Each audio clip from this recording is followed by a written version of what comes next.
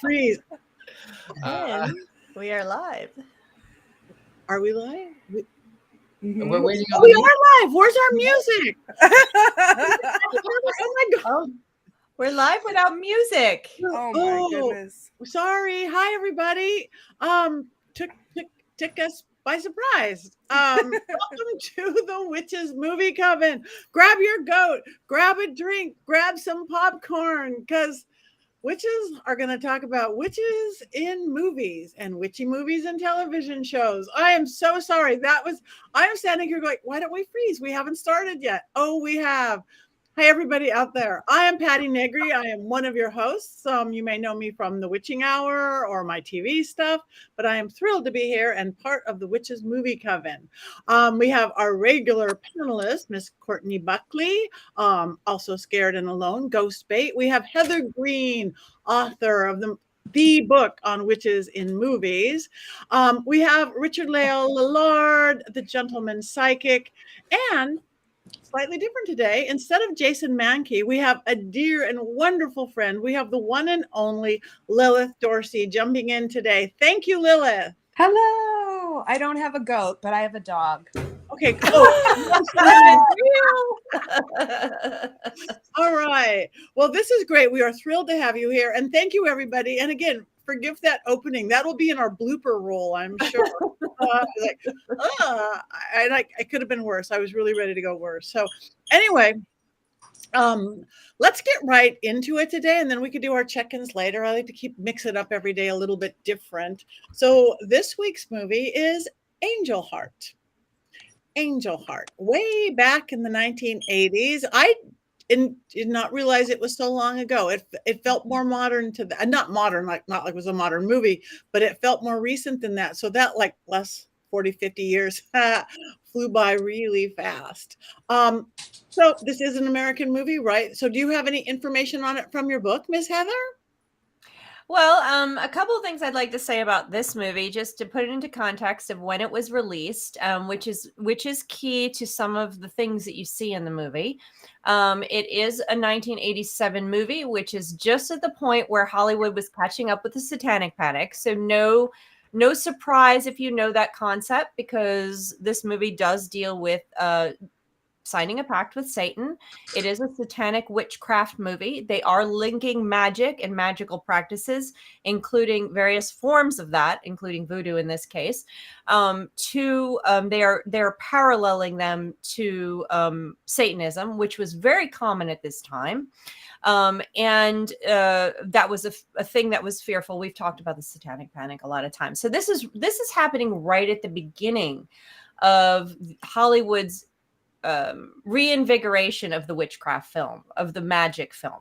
Okay, so that's what you're finding here. This is actually, and we'll get into this a little bit later, I'm sure, when Lilith starts to talk about voodoo and its representation in this film. But this is also a different and a movement forward in ways. It's a little bit more complex than the average representation of voodoo, in my experience and research. It's not perfect. There are problems, obviously, and we'll talk about that. But this is also a little bit different. They do something slightly different in terms of the complexity in dealing with that. The other piece of this is Lisa Bonet. Many of you who are around when this movie was released know that this kind of tumbled her career a lot because of her two scenes. One was the ritual scene where she is killing and where she does the blood with the chicken and all of that stuff, as well as the sex scene that's later on in the film with Mickey Rourke. So you have these two things. They definitely tumbled her career, so to speak. She was well known for her role in The Cosby Show, which was probably the most popular show at the time, and I personally loved watching that show. So I remember this very vividly when this happened. And I also remember when this movie came out and seeing it for the first time, being allowed to see it and thinking, oh my goodness, I saw the most risque film I've ever seen. Now watching it now, I'm like, oh yeah, okay. But 1987, I was not aware of witchcraft in a functional way. I was not aware of voodoo outside of what I was told by Hollywood. I was not aware of a lot of things. And of course, movies have changed, so the context have changed. But this is a 1987 movie. This was when Witches of Eastwick came out. This is when witchcraft became demonized on a high level, especially female witches at this point in time. So that's our context. And then we can, so now I say, discuss. Okay. Well, could I just interject here and tell a little bit of the plot points for those of us at home who may not have seen the film? If that's okay, I will proceed.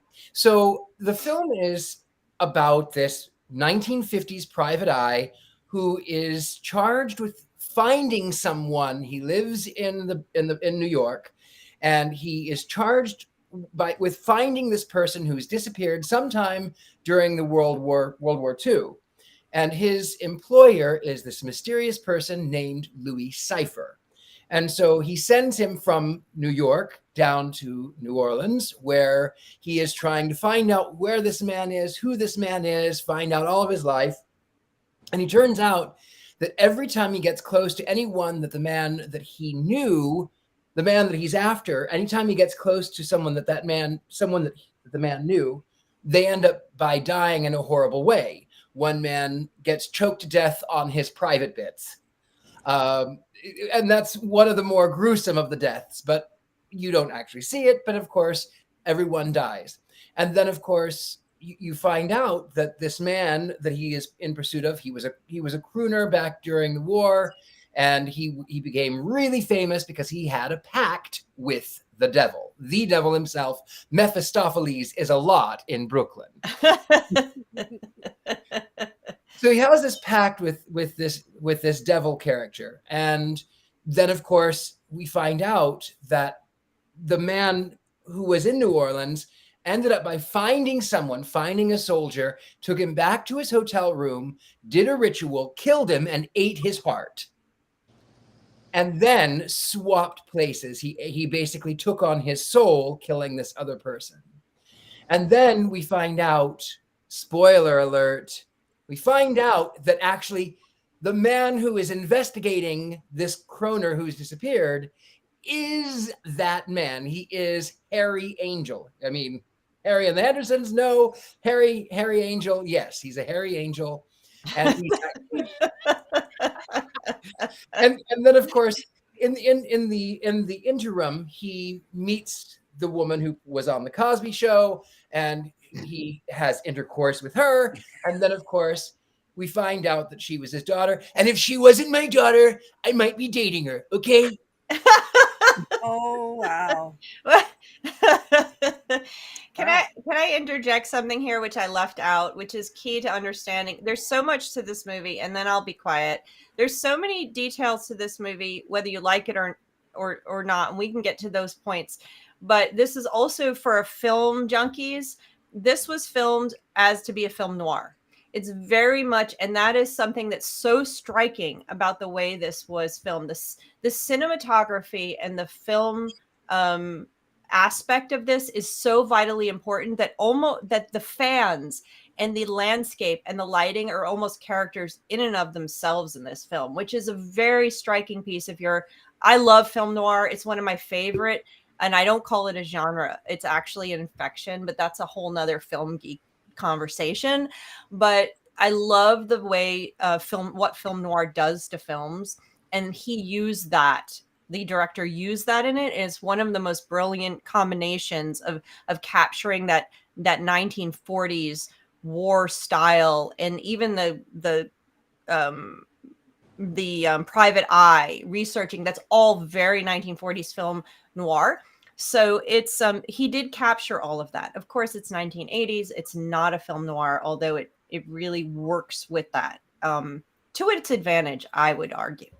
But anyway, that's another sort of, geeky piece of this.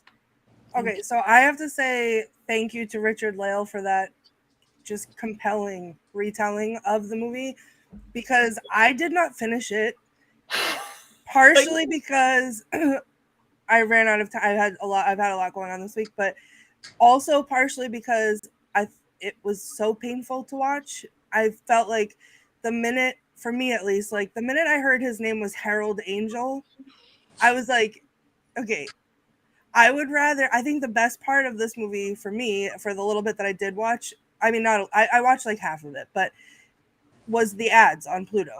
Honestly, I would have rather sat through The Witch That Came from the Sea. Again.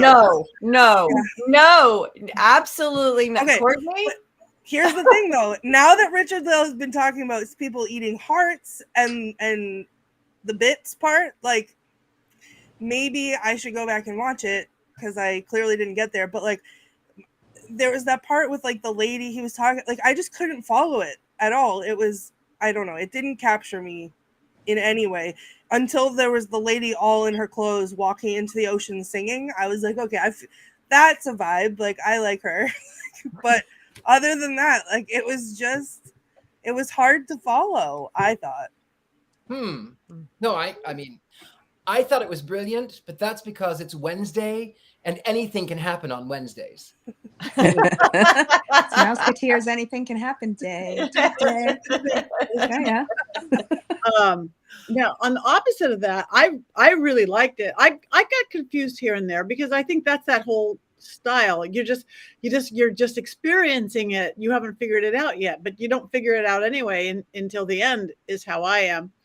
But I really liked the film noir style of it, that he was that gumshoe guy. He was all those things you saw in old movies.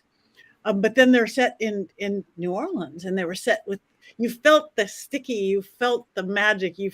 I felt everything. So I know that was created by the acting and the lighting and the colors and the sets, but I stepped right into it. And I loved Robert De Niro as Louis Cyphre. He was, and I loved just the nails, and he would have the cane. And of course, as Satan, he is in the church, and the guy says, "No, I'm an atheist. I don't believe in any of this." And he goes, "Oh, really? Well, that's interesting." So I loved the fact that Louis Cyphre is sitting in this Catholic church, just taking it all in. Well, I had a speaking engagement in Baton Rouge, he said. So I thought I'd come down and check your what was it? Check your work so far, check your status, check whatever it was. But yeah, Robert De Niro as Louis Cyphre. The best. And I loved his nails. I'm so peanut butter and jealous because I didn't do my nails. He had definitely 80s style acrylics. He had the nails were something for sure. Yeah. 80s style acrylics without polish. I feel like I kept rolling my eyes though. Like it just well, first Harold Angel, I was like, oh my god. You know, okay. he makes a joke about it. I'm sorry to interrupt, but he makes a joke about that because he goes in to see his employer, Louis Cyphre, and he says, "Oh God, Louis Cyphre, even your name is a dime store joke." So it's Harold Angel and Louis Cyphre. It's hilarious. It's an so Epiphany Proudfoot. Yeah, come on. She's the ultimate Epiphany in the movie. Like, you know, if he'd figured that out in the beginning, there wouldn't have been any movie. And, you know, for me, it was, I graduated in 87, stoned as hell, high as heaven. We're the class of 87. And then I went to NYU Film School. And this to me was always the movie that people would bring to me and go, this makes no sense. What's going on in this movie? And it has that noir thing going on, but it also has so many levels. I saw somebody saying, you've got to watch it lots of times, but because there's so much going on in the movie that I can see why you might get bored and turn it off. Because at times it looks like nothing is going on with the movie, or it's just nonsense, you know, like Mammy Carter's and like, what's this, you know? I mean, I think they're tropes, but they're tropes for a reason. You know what I mean? We all know that weird witchy store, and I grew up in Brooklyn, you know, everybody knows that kind of weird, freaky kind of witchiness going on. And we also, if you've been to New Orleans, you know, that kind of like dusky, dirty, you know, here we are, day-to-day living that happens down here. It's true. I'm sorry. I was going to go on.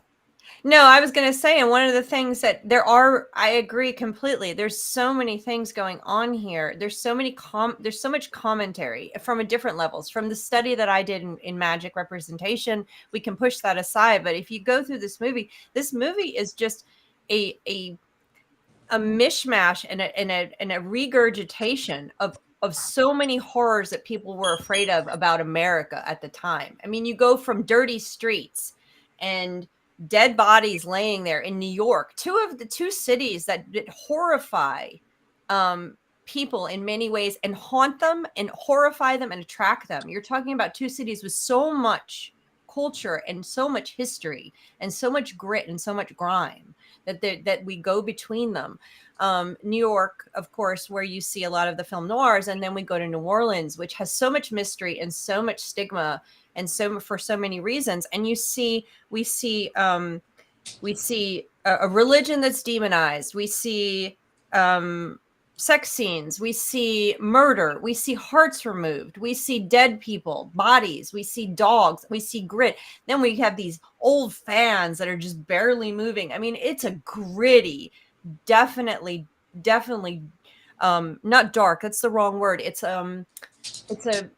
just a gritty movie that's just dredging up a lot of things that people don't like, that people are afraid of, and putting them out there in your face and saying, watch this. This is what you people need to deal with. You need to face. And that goes deeper. That goes into the representation of racism and race relations. It gets into religion and various religions. So it's really forcing you, the viewer, to look at all of this stuff flat out, and I think there are levels you can watch this at. So, I think it's a lot deeper than just a horror movie. Oh, here's a horror movie to watch. Definitely. Yeah. I never even thought of it as a horror movie. I mean, obviously it was, as what I say every week or whenever this is, I can't handle the animal scenes because I just can't. I have to close my eyes, the chicken, the goat. Other than that, I had to close his eyes. He just could not handle that. I couldn't understand why, though, that Harold Angel was afraid of chickens. I never could understand why he was afraid of chickens. I know people that are afraid of chickens. It's their feet. Their feet freak people out. Really? I don't understand it. I will touch a chicken all day, but something about their weird feet freak people out. It's like a phobia. I mean, my daughter hates chickens, but I think in the movie it was sort of representative, emblematic of voodoo, right? Like that's the joke. We do chicken right, RITE. So that people represent it as, if you have to have a voodoo ritual, you have to have chickens. And I think it was triggering for Harry Angel on some level, that he just couldn't handle it. Like every time he would get close enough to something that reminded him of his past, he would just sort of, he'd black out and stuff would happen, so he just couldn't hang on. That makes sense. But also, just freshly moved to New Orleans, coming from New York and coming from Los Angeles, there are chickens that roam around my neighborhood with no homes. They just roam around. And I said to the movers, I said, why are there chickens here? And he said, it's New Orleans. That's why. And I went, but there's chickens. Just every morning I hear the rooster crowing, and I'm sort of taken aback because here I am in this metropolitan area and there are chickens. Really? I have chickens under the house. There's a chicken in the post office. My neighbor tried to kill it with a cleaver. And then he thought, okay, this is not a good look. A black man running through the streets with a cleaver. So he went back in the house. But they're all over. You're right. They're all over New Orleans. Yeah. It's chicken Richard-Lael, I love you so much, and I can't wait to come visit you. But also, now that I know about the chickens, I'm going to have to come to see the chickens. Amazing. They're beautiful. There's some red ones out here, and there were a couple of roosters which you would think that they would not get along, but they're just out crowing at the morning sun and doing their, what is it called, their sort of scratch and peck and what is that? I don't know. I'm not up on chicken terminology. I mean, terminology maybe, but not chicken. Can chickens survive in an urban setting by themselves without being fed chicken feed?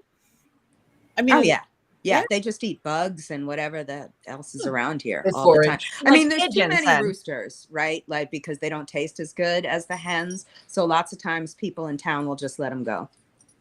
Oh. My new goal in life, my new top bucket list item is to see the chicken at the post office. Okay. I live right near the post office. Come visit. You're getting a visitor, Lilith. On my way. On my way. Yeah.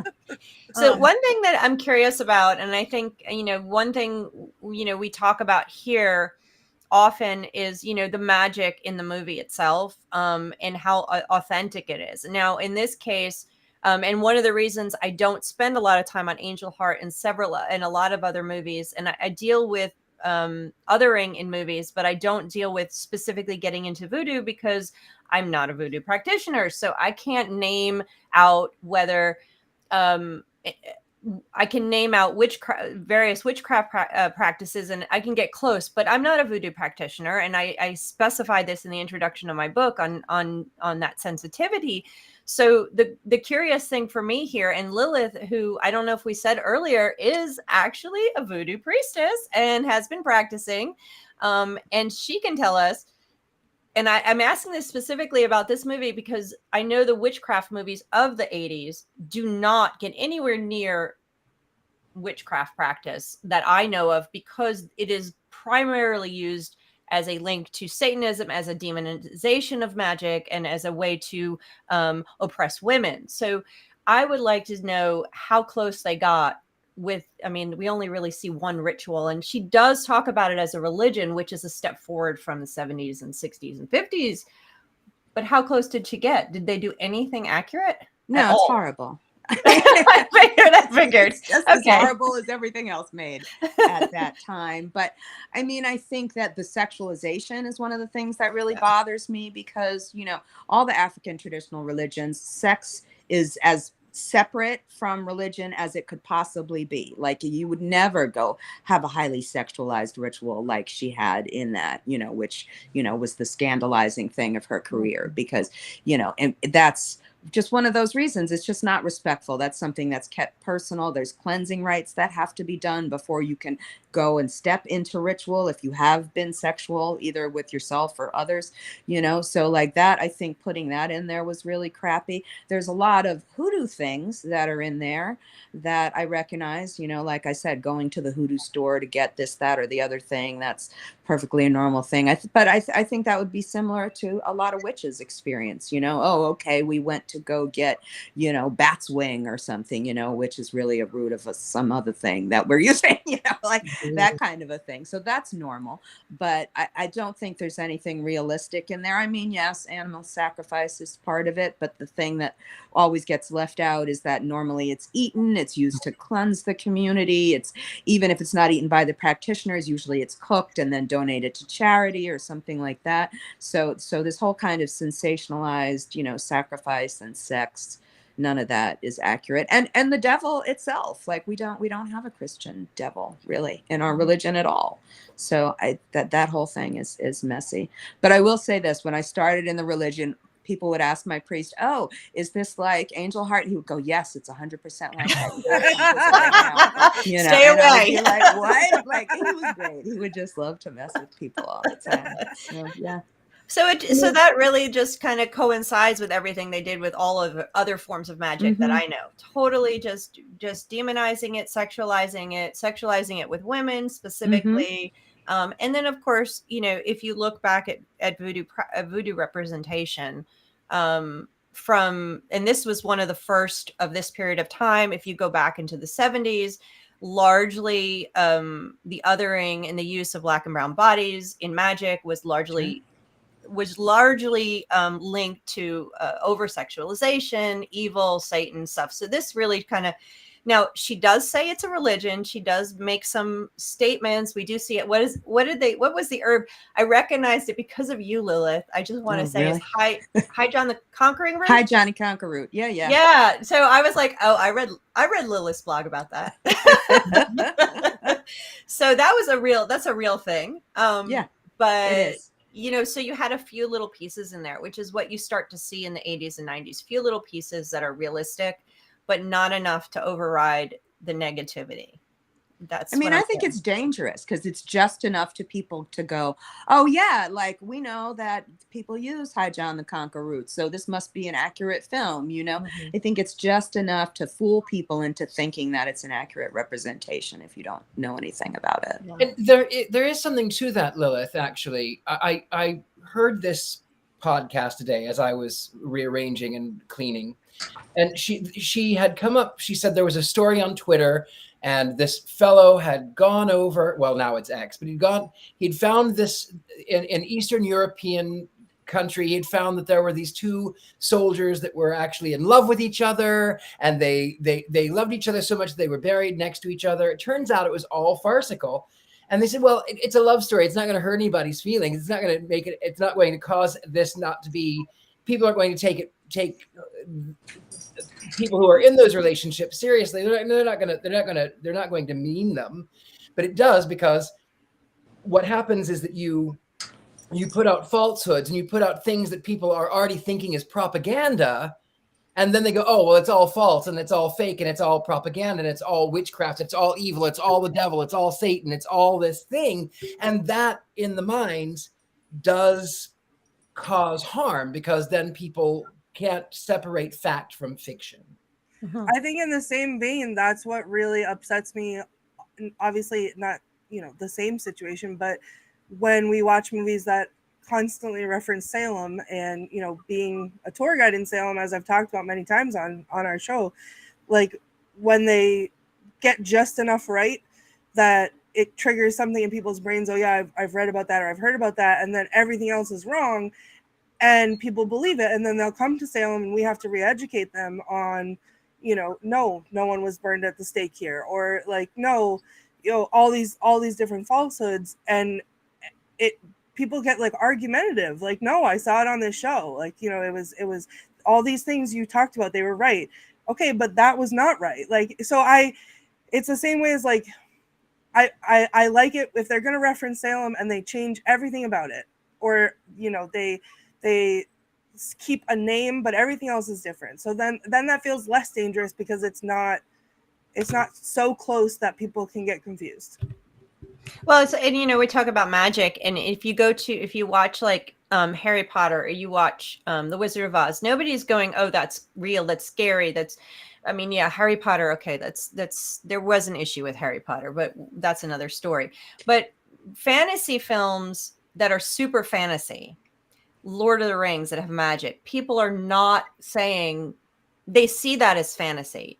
They're cutting a line. But when you do the films that are based in the magic films that are based in reality, when they have pieces like Lilith said, St. John's Conquering Root. Did I say that right? Hi John the Conquer Root. Hi John the Conquering, not St. John. That's a whole nother thing. Hi John the St. John's wort. Anyway, Hi John the Conquering Root, or they use pentacles, or they use something that's realistic enough.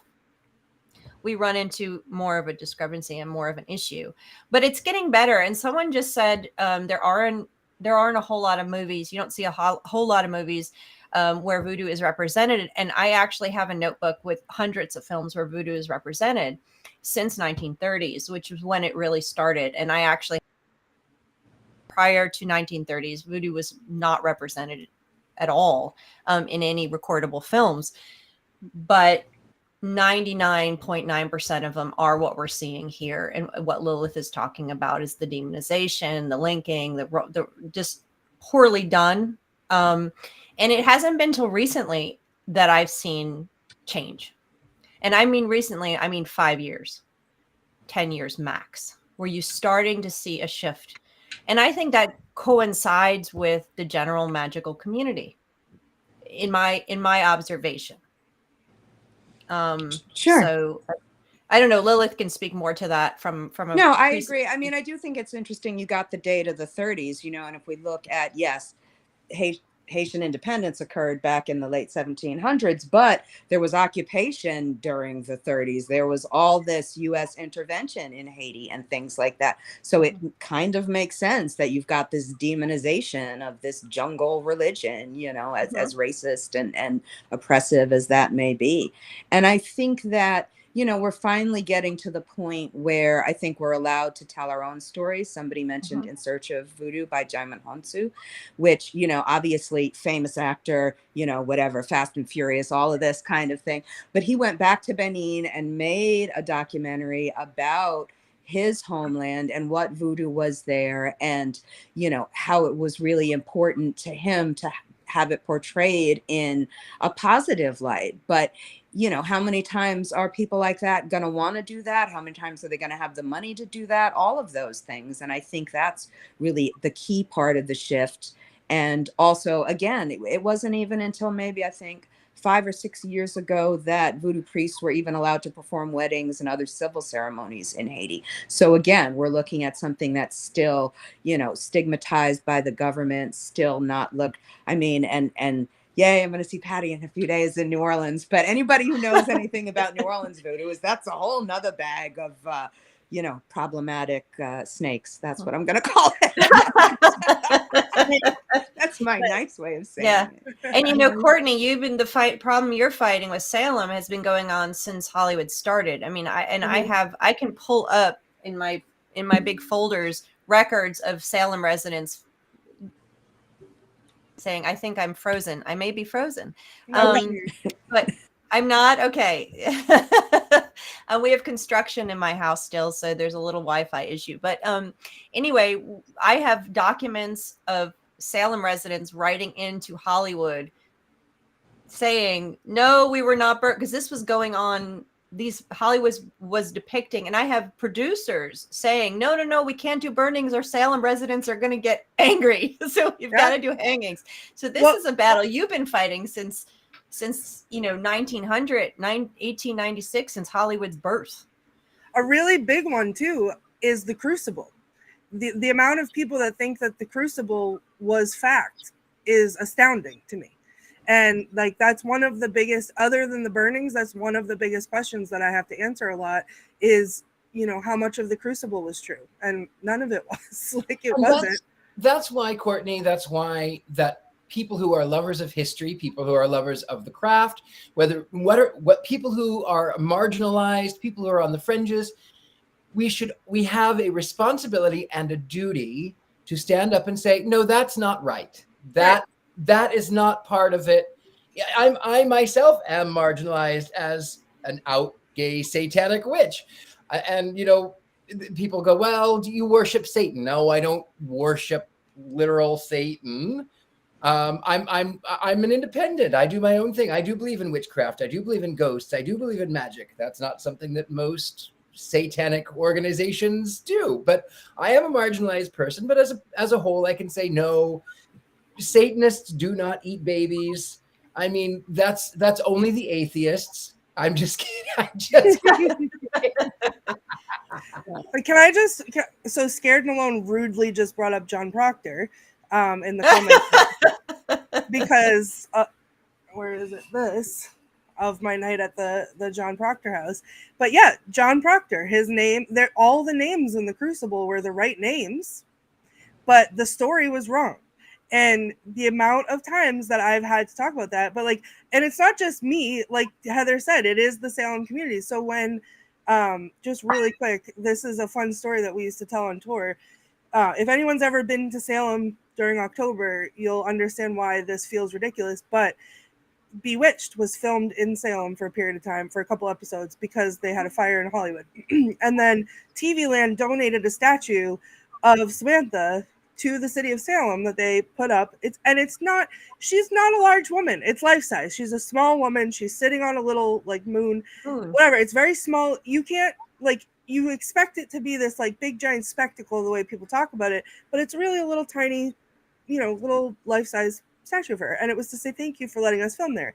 And the residents of Salem, when that was being installed, were so angered by that they protested with signs. They put in so much effort because it commercialized the witchcraft too much. Too late. But like, go in not just like anytime, but like in October, and this is the tipping point, this statue.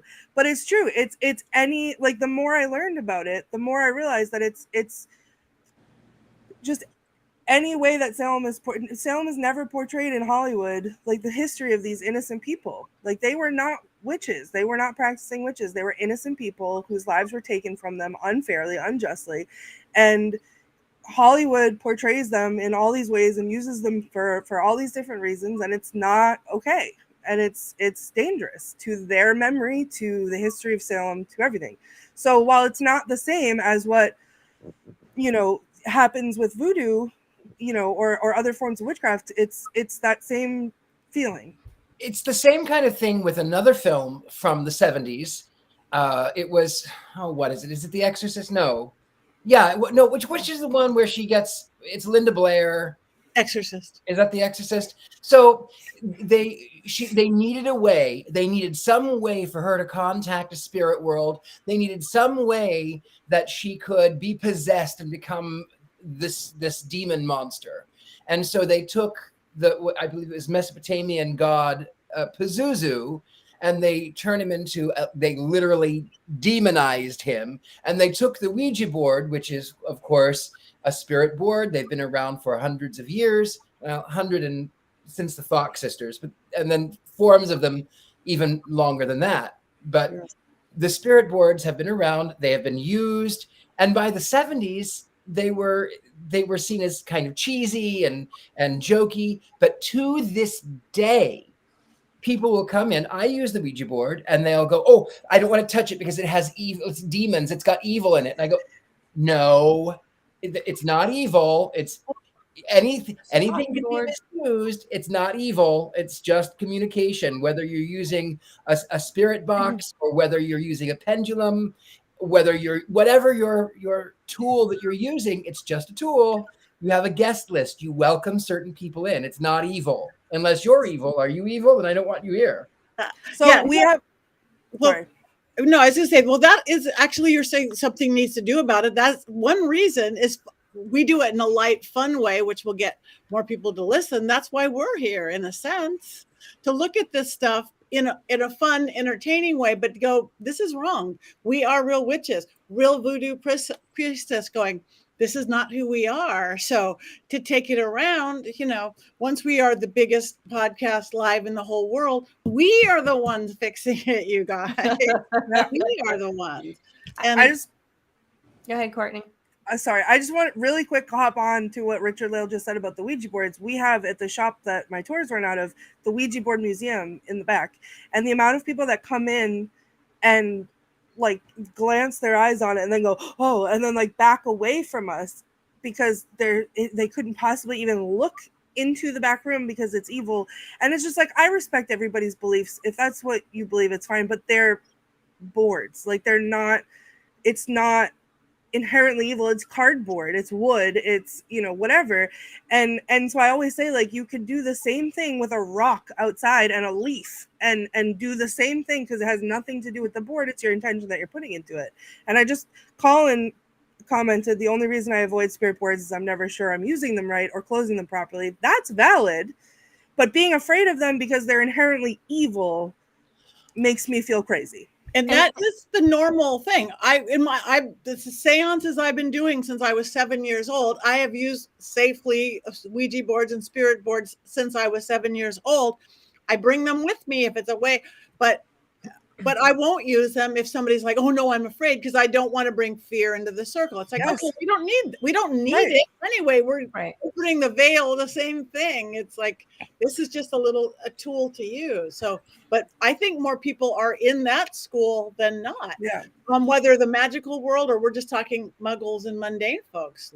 And I think the 80s. And I'm sorry, I didn't mean to interrupt. I think the 80s, I think the period of time this movie came out did a whole lot of damage in that way. And, just getting back to the movie itself and its grit, I think one of the things it does is is in a time where people were terribly afraid of spirit boards, and there was backlash against everything progressive that happened. If you think about the 70s, you think about the magical movement, you think about the civil rights movement, you think about everything that pushed forward. The 80s was a backlash, whether it was women, whatever. So this movie really threw all of that in our face. Now, I've read stories that the director was doing this on purpose to say, look, America, you guys are just messed up. These are all the things that are haunting you, so to speak, you know, and that was the point of the movie. But at the same time, it put all of these things, it fed those fears. It linked a religion to a magical religion, demonized it to Satanism. It showed nasty. It showed everything. It literally layered up layers of all the things that horrify people in the 80s. All the things. Yeah, and we didn't have a really a response. I mean, I took a workshop with one of the famous Babalawos, John Mason, and it was about whether or not we still need to keep the African traditional religions, voodoo and everything, in the basement. And he just kept saying that the reason it's in the basement is because that's where it was safe, you know, and he's in his 70s now, you know, and a lot of the younger generation were like, no, we can come out and do it. And he was just like, are you sure it's still safe? You know, and honestly, I'm not sure it's still safe. You know, I look at witches, and they were very blessed to have people like Phyllis Curott and the Witches Anti-Defamation League and other people speak out against this. But there hasn't really, I used to joke I was the Voodoo Anti-Defamation League, but there aren't really that many people until maybe the past 6 months speaking out against this. You know, they're supposed to try and put a Voodoo Donuts here in New Orleans. So they've been asking some of the priestesses, nobody asked me, but they've been asking some of them what they think. And people are like, no, you can't commodify our religion like that. You can't cheapen it. It's not cute or funny to stick pins in your donut and make this comparison between my religion. But I don't think we're there yet. You know, I watch the Food Network, and there's voodoo dolls and other ridiculous voodoo symbols on the Halloween episode, you know, and it's just disrespectful to me. And I think that the movie, it's as beautiful as it is and as interesting as it is, what it's doing is demonizing not just the religion, it's demonizing women, it's demonizing specifically young women, which is really troublesome to me. You know what I mean? Like you said, that we were used to looking at her as Denise Huxtable, and now she's got her clothes off and she's rubbing chicken blood on her. She says she's 17. Yes. Yeah.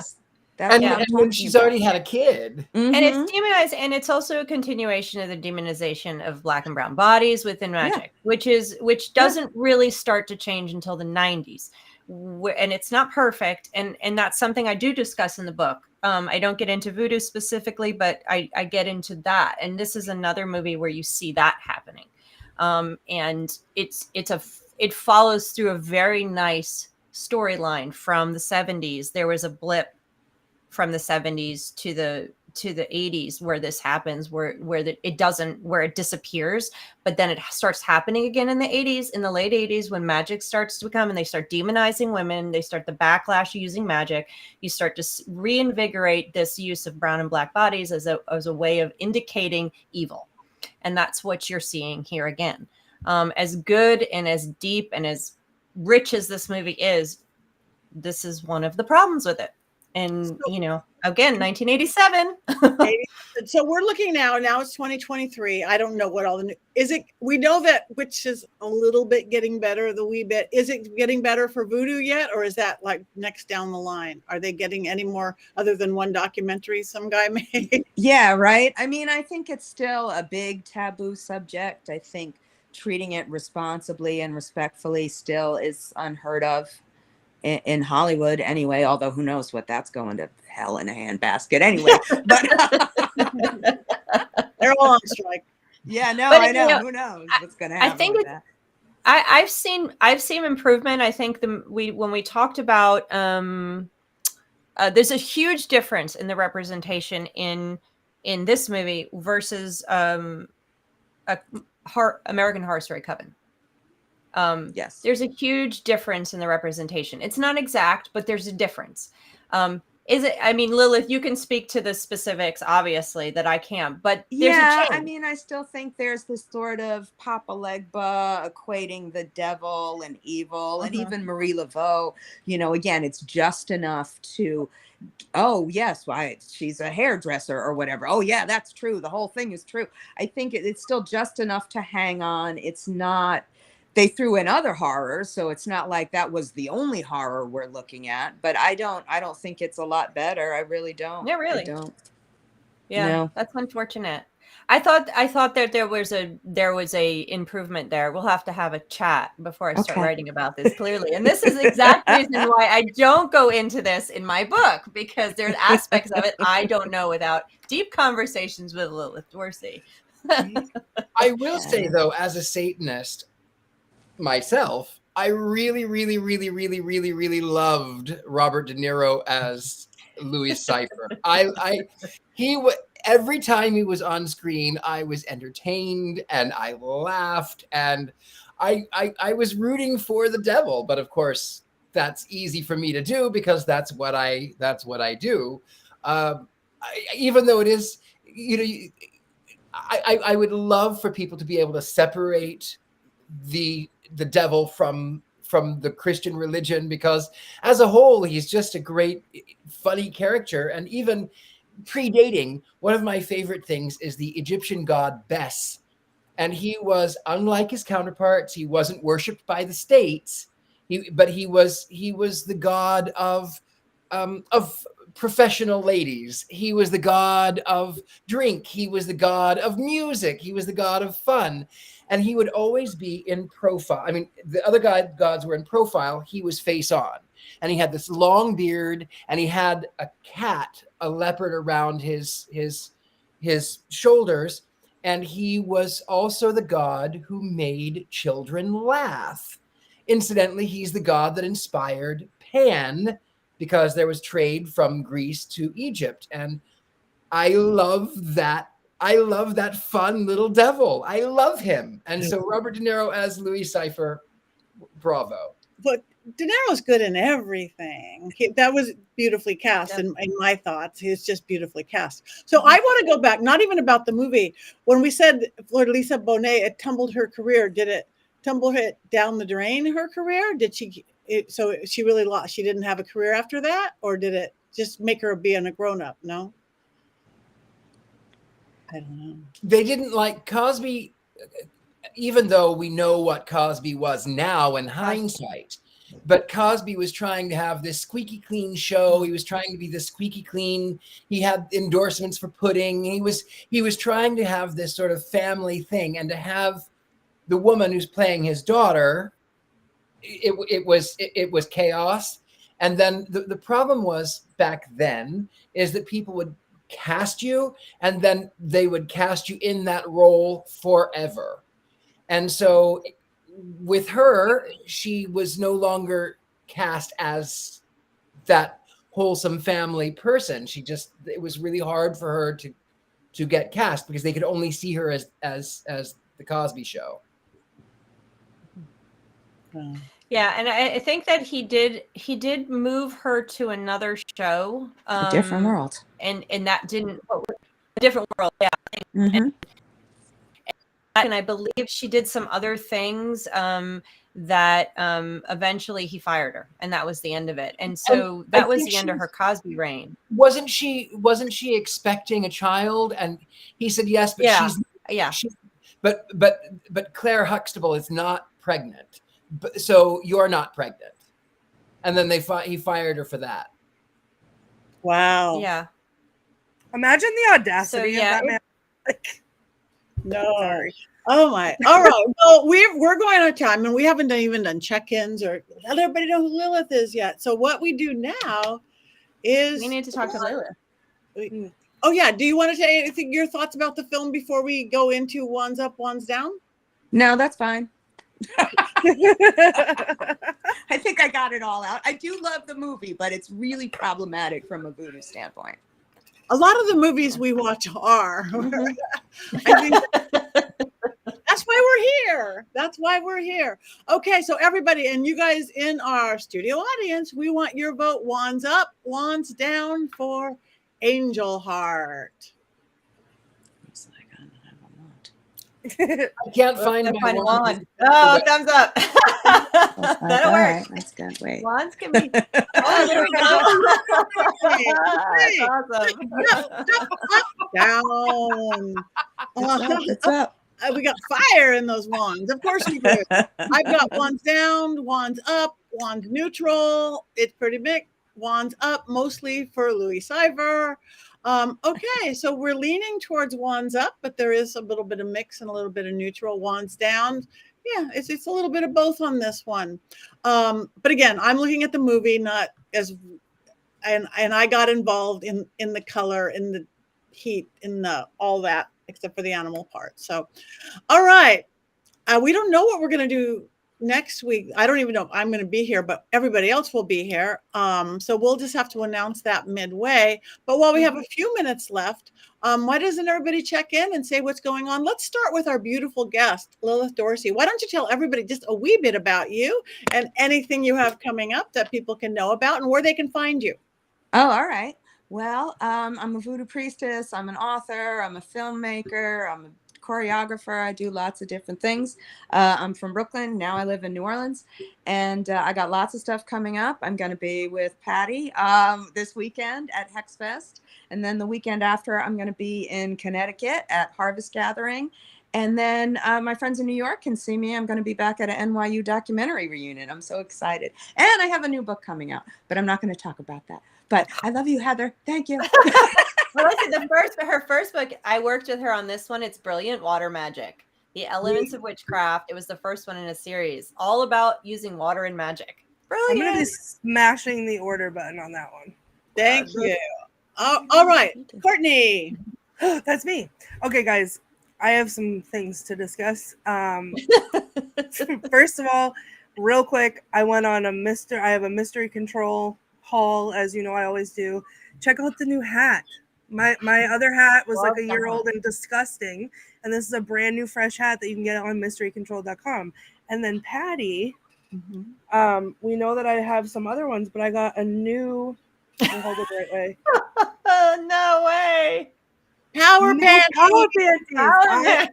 I like the boxer briefs because they're comfy, and I can wear them to bed as like bed shorts. But there's like the dragon energy, like the F around and find out energy. Need it. So these, just holding them in my hand, I'm like, come at me. Like, I everywhere. There's that. But now, guys, I have a big reveal for you. As we all know, Not a Doll has been not a friend for me. And you guys tease me constantly all the time about, or, especially Jason. I'm sad Jason's not here for this, but that Not a Doll is moving and everybody sends me messages about Not a Doll and all this stuff. So I thought if Not a Doll is going to be lonely, I'm not going to be its friend. So I got it a family. Oh my God. So Not a Doll, this is Not a Doll, originally came from Big Lots. And now there's a whole line of Not a Dolls that all make noise and all say creepy things. And I'll do this one. This one rides its bike, like actually rides its bike around. This one rocks on its rocking horse. Okay. These ones do a seesaw. This one is the most horrifying thing I've ever seen in my life. It swings. I don't know where the button is. Okay. You're officially a doll collector. No, these are Halloween decorations. Patti? Watch what this is. Doll collector, right, Patti? Oh my God, She's a doll collector. She's a Watch doll what she does. collector. Doll collector. Hold on. You know, when I was a kid, my brother used to have action figures, and I would say to him, he would laugh at me for I would play with Barbies because I wanted to dress them, and so my brother would say, no, I'm not playing with dolls. They're action figures. And I said, I had to look up the definition of a doll, and it is anything that looks like a human in miniature form is a doll. I was not listening to anything you said. Thank you. This is not a doll's. She's showing her dolls. This is not a doll's sister because they're the same. This is the boy version and this is the girl version. So this is where it started. And then because as everyone who watches me knows, I have impulse control issues, all the rest came along. So this one does the same. Look, they're like twins.